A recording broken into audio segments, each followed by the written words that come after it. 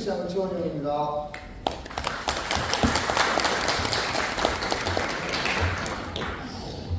오늘 민선국이 출범 기자회견을 통해서 언론인분들을 만나 뵙게 되어서 굉장히 반갑고 감사하다는 말씀을 드리면, 또 특히 비가 많이 와서 날씨가 안 좋은데 많이 참석해 주셔서 굉장히 기쁜 마음입니다.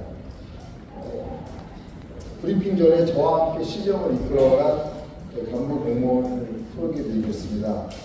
이성호 부시장입니다. 최장민 기획항만경제실장입니다. 김병준 행정자치국장입니다. 김신혜 미래도시전략국장입니다. 김상모 문화축제국장입니다. 김대환 교육국장입니다. 장희련 교육국장입니다. 우정식 기후환경국장입니다. 한우식 도시주택국장입니다. 이재원 안전건설교통국장입니다. 조미정 평택보건소장입니다. 조민수 송탄보건소장입니다. 이우진 농업기술센터소장입니다. 이인종 상하수도사업소장입니다. 김영희 푸른도시사업소장입니다. 박대장 송탄출장소장입니다. 문정호 안중출장소장입니다.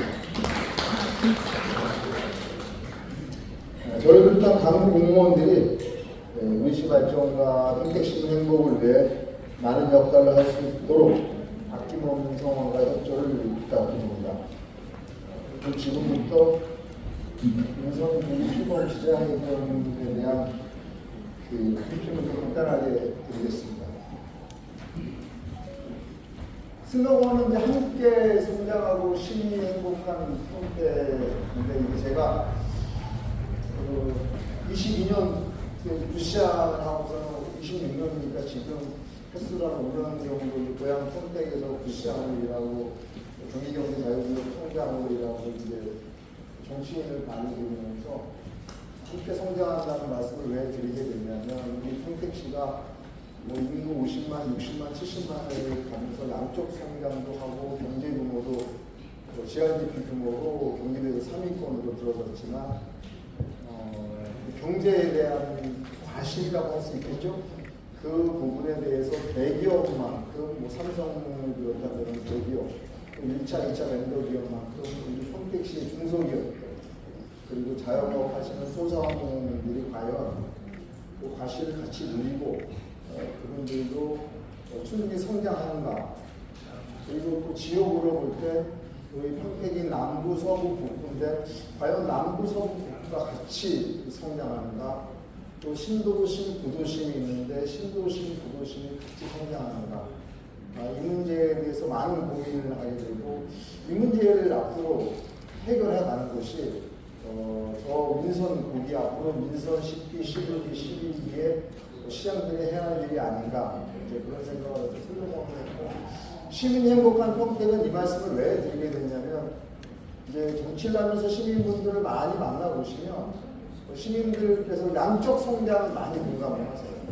인구도 많이 늘었고, GRDP도 그렇지만 시민들께서는 불편을 많이 얘기하십니다. 첫째, 교통의 불편, 두 번째, 교육에 있어서 좀 불만족함, 그리고 특히 의료 부분에 있어서 굉장히 불편함, 그리고 문화 여가 부분에서 불충분함. 그러니까 사실 이런 것들이 이루어져야지 이게 시민들이 평택에 와서 살고 싶고, 또 누구든지 와서 살라고 얘기할 수 있는 그런 정부 여건을 만들어야 되는데, 그것이 갖춰지지 않았다는 생각을 많이 하게 됐습니다. 좋은 도시라는 것은 저는 그렇게 생각합니다. 일자리가 풍부한 도시지만, 일자리가 풍부한 도시는 좋은 도시를 만듦에 있어서 필요 조건이 있으면 있죠. 하지만 충분 조건은 그분들이 거기에 살면서 행복을 느끼고 불편함이 없는 도시가 저는 훌륭한 도시라고 생각합니다. 그래서 함께 성장하는 부분은 필요 조건이라고 얘기할 수 있고 시민이 행복한 형태는 거기에 맞추는 충분 조건이라고 얘기할 수 있습니다. 네, 말씀드린 이제 함께 성장하는 경제 도시, 시민 만족 종주 도시는 말씀드린 대로 시민생활 인프라에 관계되는 거고, 일상이 행복한 도시는 문화, 환경, 행정에 관계되는 도시입니다. 네, 여기 그 사진을 보시면 그 위에 여기는 뭐 우리 많이 어디 갔죠?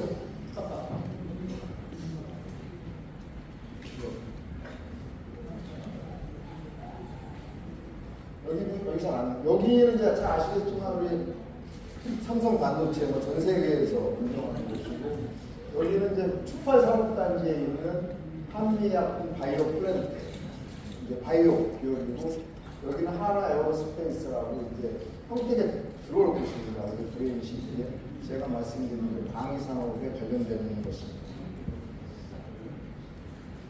이 말씀을 이제 제가 드리는 이유는 우리 평택이 경제 규모로 보면 평택, 제가 옛날에 부시장할 때만 해도 9위였는데 지금 인구 규모로 8등이 됐습니다. 근데 이 중에서 수원시, 고양시, 성남시, 부천시는 인구가 이미 줄고 있습니다.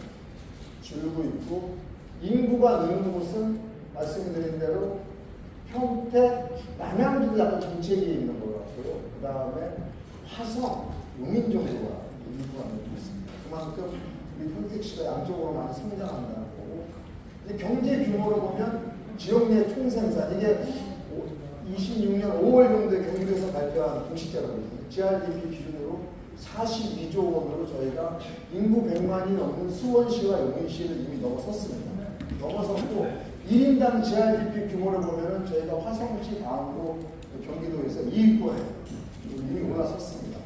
이 뜻은 뭐냐면 우리 이제 평택시가 2040년 도시기본 계획 보면 인구 구조를 105만으로 이렇게 설정을 했는데, 이런 데이터를 보면 저는 이제 가능할 수 있다는 그런 생각을 하게 됩니다.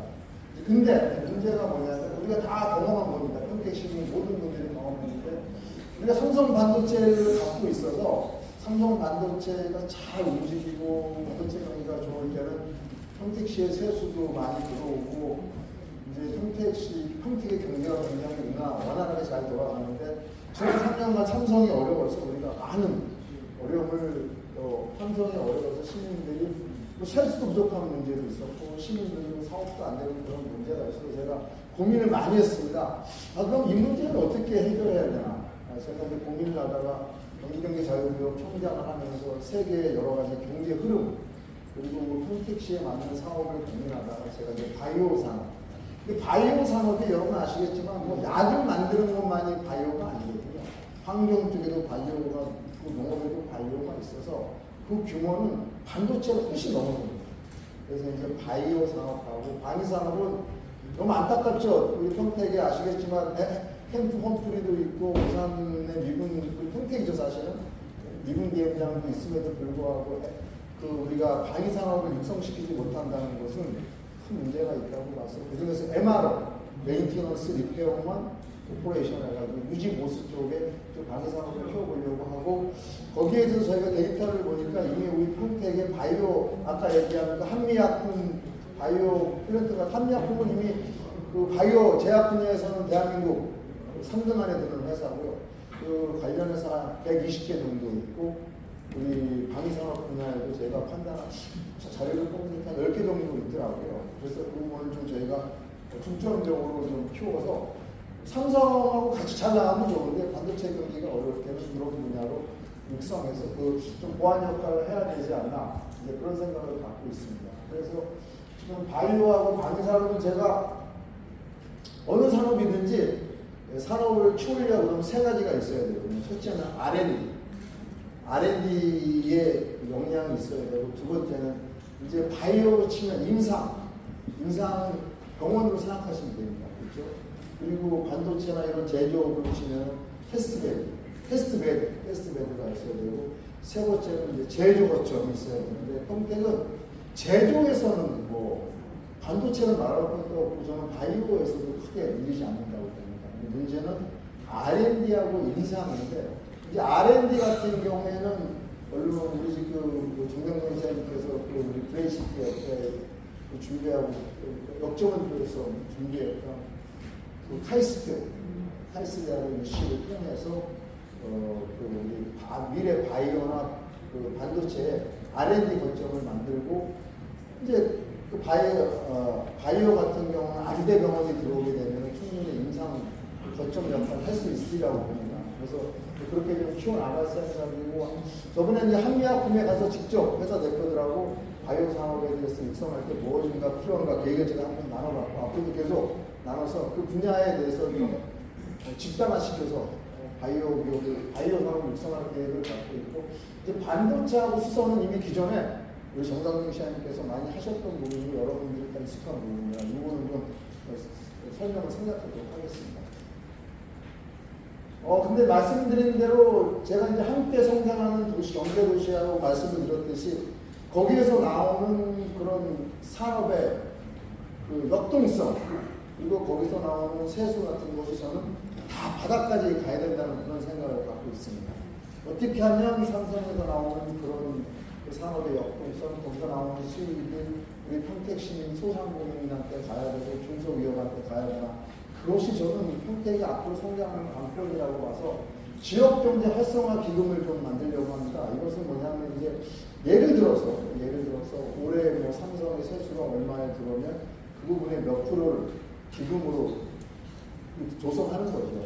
이 기금의 장점은 아시겠지만 기금을 만들어 오면 그때는 쓰는 거에 굉장히 유연하거든요. 그래서 그 기금을 가지고 중소기업 소상공인들을 지원하고 그 다음에 소상공인 지원센터를 좀 확대할 겁니다. 지금은 두 분인가 이렇게 근무하고 계시는데 좀 확대를 해서 우리 그 지역의 소상공인들께서 애로사, 경기도 공모사업이나 여러 가지 공모사업 그리고 판로 개척에 대한 그런 상담을 할 때 좀 원활하게 할 수 있도록 하고 지역 카페도 굉장히 관심을 갖고 보고 있습니다. 지역 카페는 제가 선거를 준비하면서 이제 우리 경기도의 평택에 상가를 많이 다녔는데 그 대표님들이 그 얘기 많이 말씀하셨어요. 지역 카페가 돈은 매달 한 3, 4일 굉장히 사업이 잘 되는데 그 3, 4일이 지나면 사업이 안 된다고 말씀하시면서 좀 지역 카페 발행액을 늘려달라는 말씀을 많이 하셔서 늘릴 겁니다. 늘리면서 하나는 좀 제가 고민하는 것이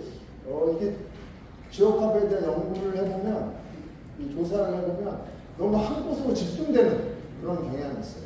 지역 카페를 우리 평택시에서 한 달에 인센티브를 얼마를 드리니까 쓰세요. 그럼 이게 이제 우리 생각은 골고루, 그렇죠?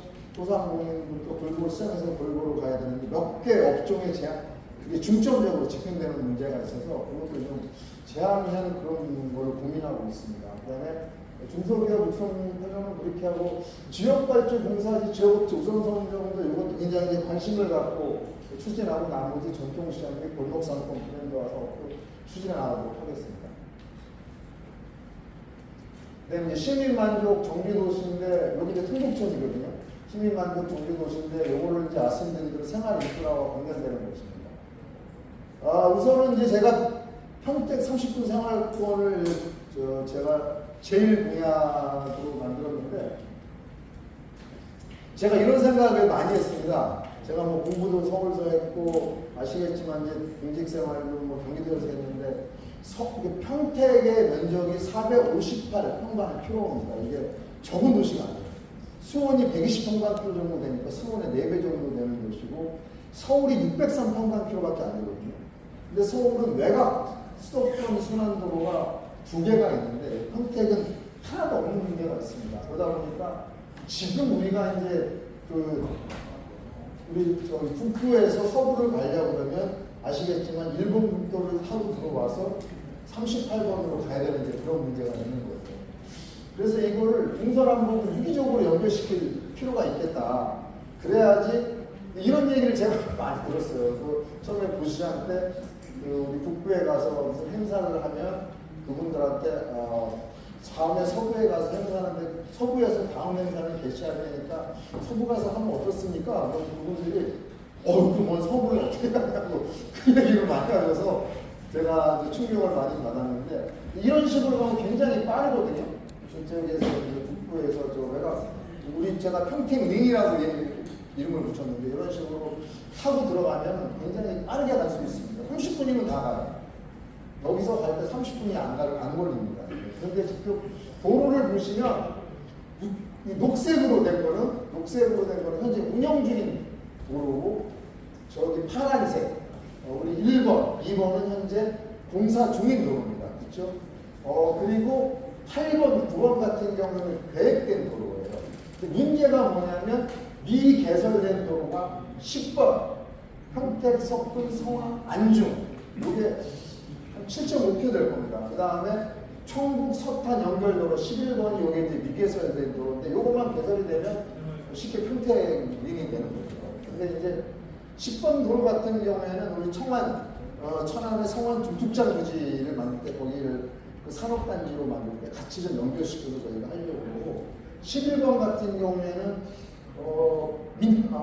민간 투자 사업이나 아니면 이제 경기도 지방도 사업으로 늘려고 하는데, 이게 확정된 노선은 아닙니다. 이게 10번 같은 경우는 저희가 대략 지금 실무부서에서 그려본 도로거든요. 확정된 노선은 아닌데, 이 선에서 저희가 사업을 빨리 추진할 수 있는 방향으로 좀 하려고 합니다. 그리고 나머지 38국도 같은 경우는 국토 30%선 같은 경우에는 지금 택방 아파트 같은 경우에도 지하도로가 깔리고 있고 해서 나머지 적게된 부분은 또 거기에 맞는 우회도로를 만들도록 노력을 하겠습니다. 그리고 이번에 이제 시민들 말씀을 들어보면 제가 많이 놀란 게 하나 있는데, 평택 시민들을 만나보면 의외로 수원이나 서울을 추천하시는 분들이 많으시더라고요. 저는 평택 도시는 자족도시라고 생각을 했었거든요. 자족도시는 직주근접, 직장과 주거가 가까이 있는 도시. 그래서 고덕국제 신도시를 만들 때 삼성 반도체 공장을 거기에 배치하고, 거기에 거기 거기 노동자분들은, 거기 일하시는 분들은 고덕국제 신도시에 사는 그런 개념으로 도시를 만들었는데 의외로 많으시더라고요. 그래서 이제 그분들이 많이 요구하시는 게 광역교통. 대광이 구도시권 광역교통위원회에서 이제 승인이 이루어지는 광역, 주로 서울 쪽으로 간다고 보시면 되거든요. 그래서 그곳은 이제 지금 다니는 거 외에 앞으로 지제역, 모산, 영신, 소사골, 교대 노선, 그다음에 서정리역, 송탄역, 브레이시티, 사당 노선을 저희들이 지금 건조해서 올라가 있고, 경기도 광역버스는 지제역에서 소사골, 수원, 그다음에 안중터널에서 청북신도시, 고도 2단계, 성남, 하양지구, 청북신도시, 고교대, 그다음에 6.8번 특혜공부. 제가 이거를 하기 위해서 우리 신부사하고 얘기해서 대광희 위원장님도 10월 이번 달 안에 뵙기로 했고, 경기도의 교통국장도 제가 만나고 있기로 했습니다. 그래서 가능한 좀 빨리 해서 하려고. 저만 노력해도 되는 건 아니고 우리 도의원님, 시의원님, 국회의원님들이 많이 도와주셔서 완화하니까 될 것 같습니다. 그리고 도심 내 교통 개선인데, 평택시가 제가 볼 때 도로에 어떤 문제가 있냐면, 평택의 동서가 굉장히 길거든요. 쉽게 얘기해서 진이에서 저희 집 호승에 마누리까지 가면 안 막혀도 1시간 걸립니다. 기본으로 국도로 가면, 고속도로로 가면 자동차 전용도로로 가면 30분이면 갈 수도 있는데, 수원 같은 데는 제 생각에 20분이면 갈 거예요. 동서로. 그러다 보니까 아침에 출퇴근 시간이 길어질 수밖에, 기본으로 1시간을 가야 되고, 차가 막히니까 배차 간격이 길어질 수밖에 없고, 그 도로가 또 구석구석을 들어가는 문제가 있어요. 그래서 그거를 그 간선의 노선은 단순화할 겁니다. 그리고 나머지는 지선이나 마을 코스로 연결시켜 접점을 만들어줘서 환승의 불편은 있지만 그래도 그렇게 가게 할 거고, 출퇴근 시간에는 좀 마을 코스를 집중 배치할 겁니다. 마을 코스를 집중 배치해서 특히 역으로 이용하시는 거예요.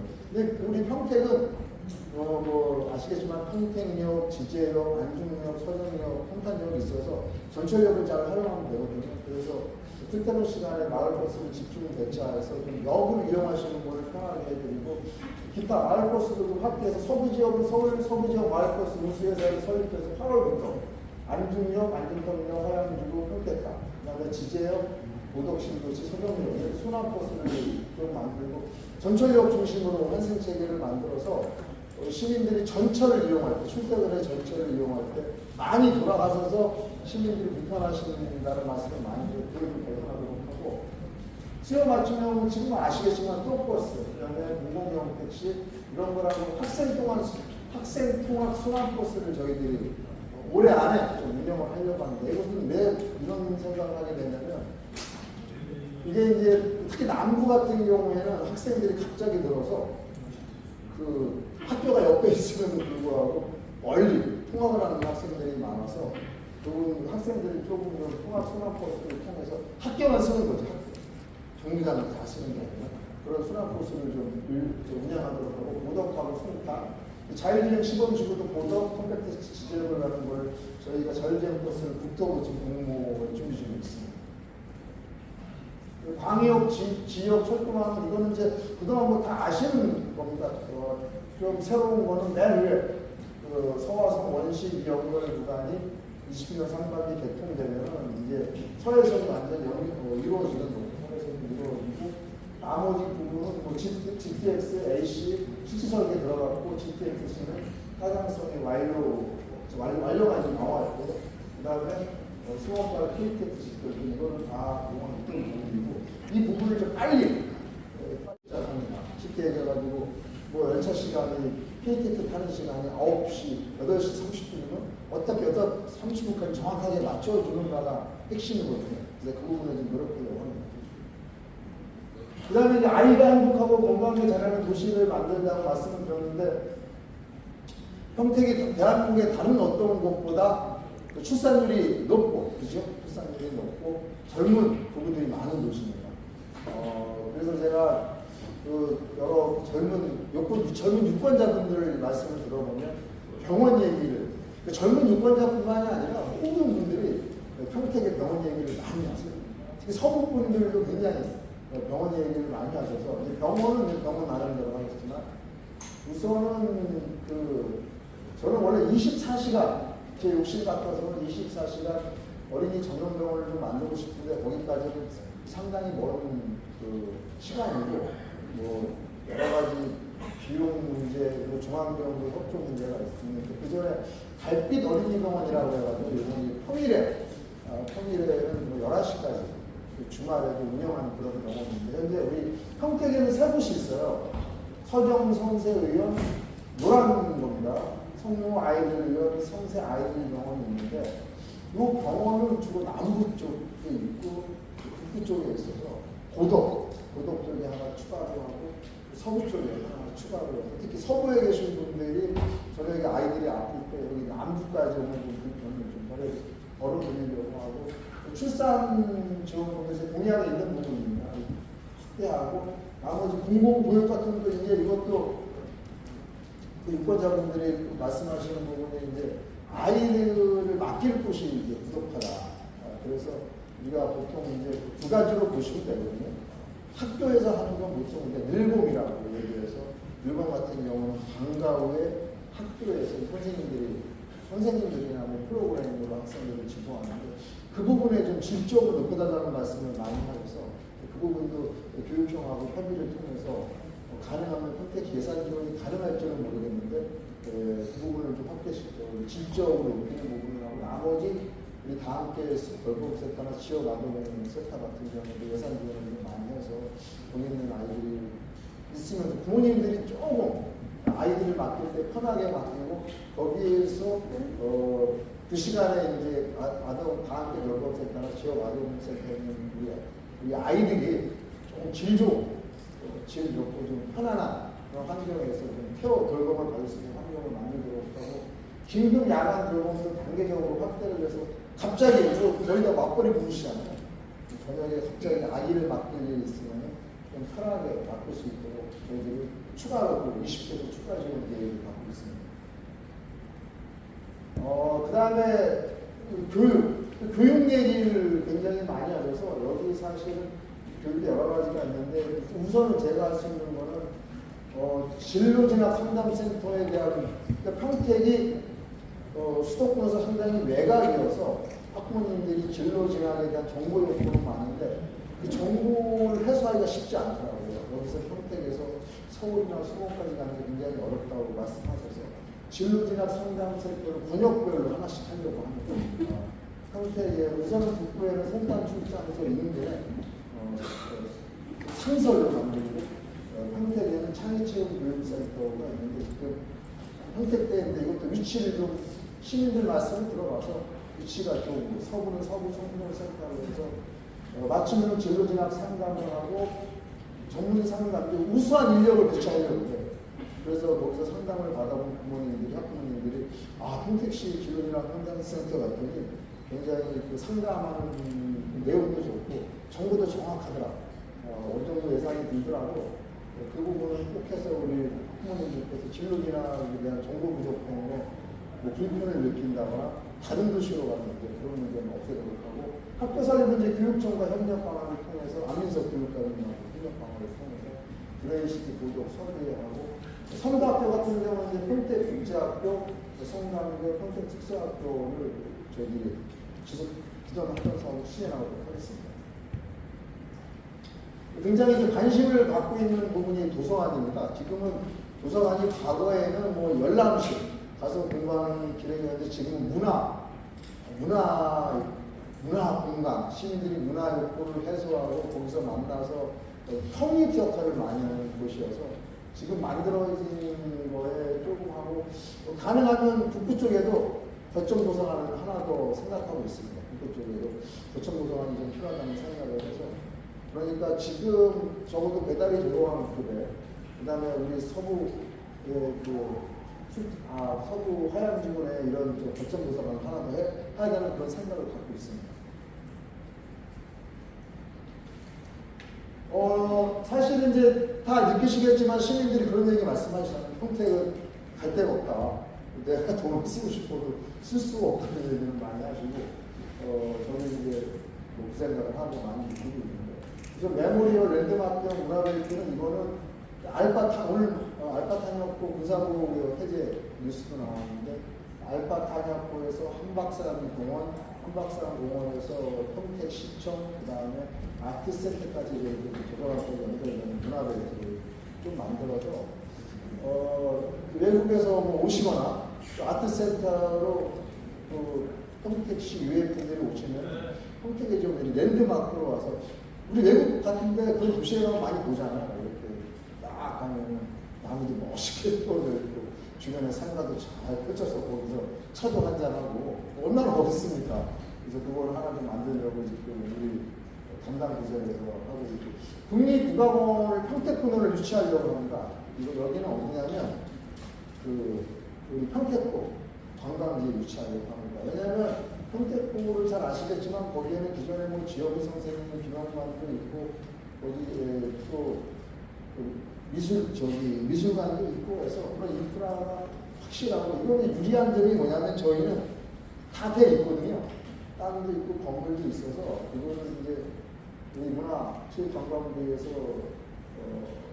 확정만 해주시면 이게 운영은 거기서 중앙정부에서 하거든요. 우리는 땅과 건물을 제공하고 운영 중앙정부에서 평택 국립부하고 평택군을 유치해서 그쪽은 앞으로 일단 지금 있는 자원을 활용하는 측면에서는 국악 쪽으로 가야 되지 않나 그런 생각을 하고 있고 프로스포츠 구단 유치도 제가 공약으로 넣었는데 이 부분은 평택의 젊은 분들이 프로스포츠 때문에 수원 많이 가고 서울을 많이 간다고 하시더라고요.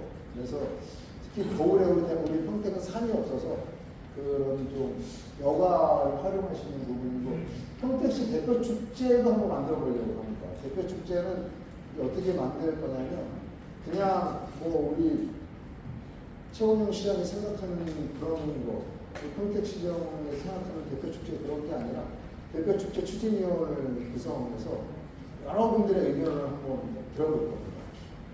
연령대별로, 지역별로 다 들어와서 그 전체적으로 의견을 들어보고 거기에 맞춰서 어떤 거를 대표 축제로 해야 될지, 어떤 컨셉을 평택의 대표 축제로 해야 될지, 그 다음에 대표 축제를 한다면 어떤 시기에 대표 축제를 개최해야 될지. 이 대표 축제를 한다고 그러면 한 곳에서만 해야 될까? 아니면 뭐 서부, 남부, 북부 나눠서 해야 될까? 아니면 경연제로 해야 될까? 이것까지 한번 충분하게 우리 공론화 과정을 거쳐서 거기에 맞춰서 만들어내려고 합니다. 절대 급하게 할 생각은 없습니다. 내가 담당한 바에도 충분히 얘기했거든요. 대표 축제의 결과물이 중요한 게 아니고 대표 축제를 만들어가는 그런 과정이 중요하다. 그런 과정을 통해서 시민들 전체의 공감대도 얻고 시민들이 반대하는 분들 의견도 한번 들어보고 여러 가지 그런 과정을 거쳐서 만들어내는 결과물이 중요하기 때문에 시간이 좀 걸리고 그런 방식으로 해내도록 하겠습니다.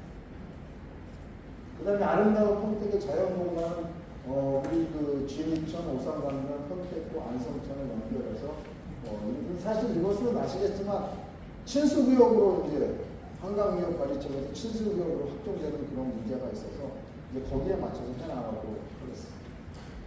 그리고 체육시설도 가능한 서부, 남부, 북부에 균형적으로 하도록 하겠습니다. 왜냐하면 서부에 있는 분들이 무슨 체육활동하는데 2층 레포트 센터 가서 하라는 것은 굉장히 사실 하지 말라는 말이나 똑같아서 건강하고 직결되는 부분이라 그렇게 하도록 하고요.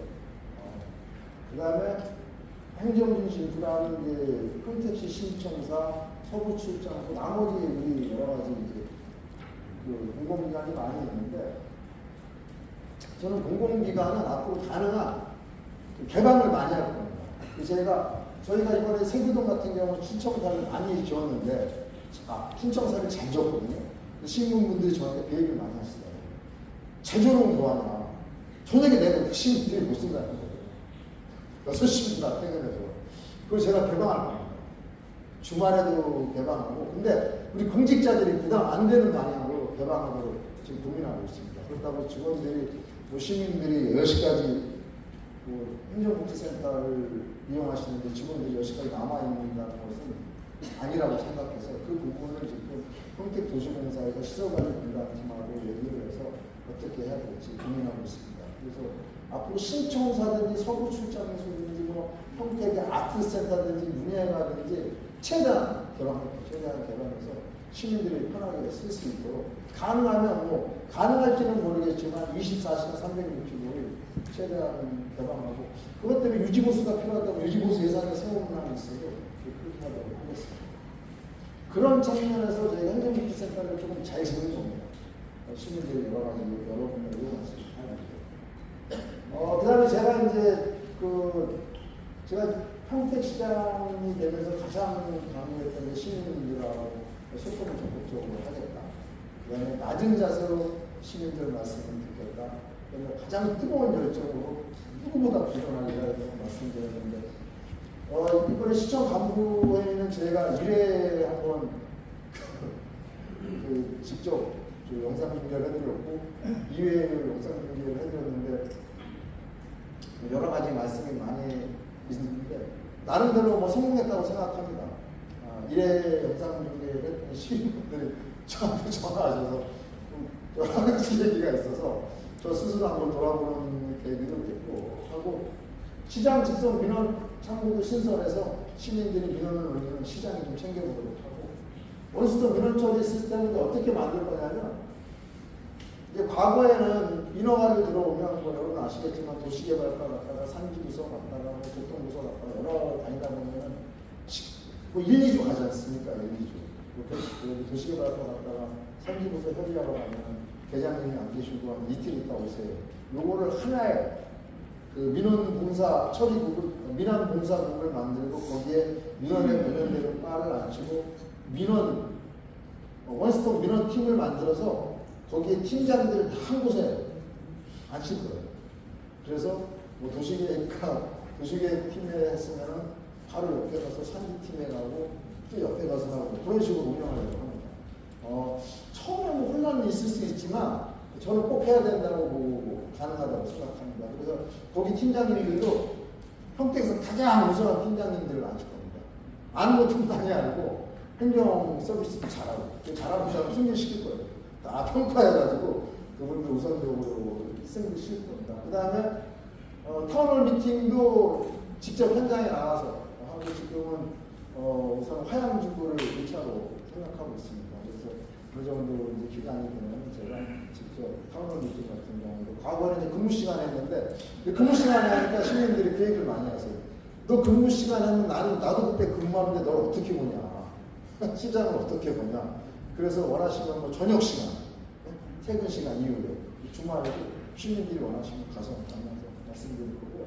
갈등 조정 기구는 왜 고민을 하게 되냐면 우리가 여러 가지 지금 뭐 과거에 폐기물 처리 그런 폐기물 처리하는 그런 과정도 있었고 뭐 정산서 과정이 있으면서 보면은 이게 이제 먼저 공론화 과정을 거치고 시민들 의견을 들어보는 과정이 힘들고 지난하지만 그 과정을 거치고 일을 갔어야 되는데 이제 그 부분에 그게 안 돼 있어서 갈등 조정 기구를 만들어서 앞으로 이제 그런 데는 부분 일정 여기를 거치는 겁니다.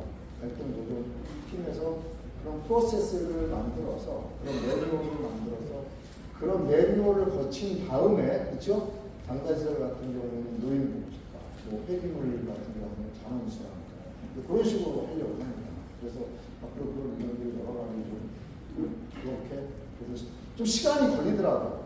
뒷부분은 그러니까 앞부분에 시간이 오래 걸리는 게 저는 맞다고 보거든요. 이해관계를 조정하는 게 더 오래 걸리고 훨씬 지난한 과정이라고 보기 때문에 그렇게 하도록 노력하겠습니다. 이게 다시 처음으로 돌아왔고요. 네. 뭐 이제 제가 그 인선 쪽에 국회 추모 기자회견을 하면서 아까 말씀드린 대로 함께 성장하고 시민행복과 통태를 만든다는 말씀을 드렸고, 저는 우리 언론인들한테 그런 말씀 드리고 싶습니다. 잘못하는 거는 시정에 대해서 잘못은 뭐 확실하게 꾸짖어주는 게 맞다고 생각합니다. 그거 맞다고 생각하고 또 잘하는 거는 잘한다고 칭찬을 격려해 주시는 것도 필요하다고 생각하고 이렇게 하도록 우리 콘택시 공직자가 2,500명 정도 되나요? 2,500명? 2,440명. 제가 부시한 때는 그렇게 안 됐었는데 많이 굉장히 늘었네요. 한 2,440 공직자가 우리 민선이 보기에서 콘택 시장님은 결국 평택 시민이 주인이고 평택 시민만을 생각하면서 평택 시민 행복을 위해서 평택시 발전을 위해서 최선을 다하겠습니다. 고맙습니다.